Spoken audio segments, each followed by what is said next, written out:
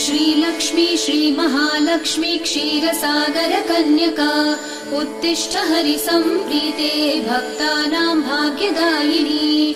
श्रीलक्ष्मी श्रीमहालक्ष्मी क्षीरसागर कन्यका उत्तिष्ठ हरिसम्प्रीते भक्तानां भाग्यदायिनी।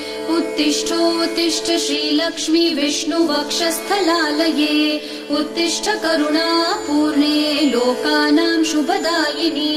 उत्तिष्ठोत्तिष्ठ श्रीलक्ष्मी विष्णुवक्षस्थलालये उत्तिष्ठ करुणापूर्णे लोकानां शुभदायिनी।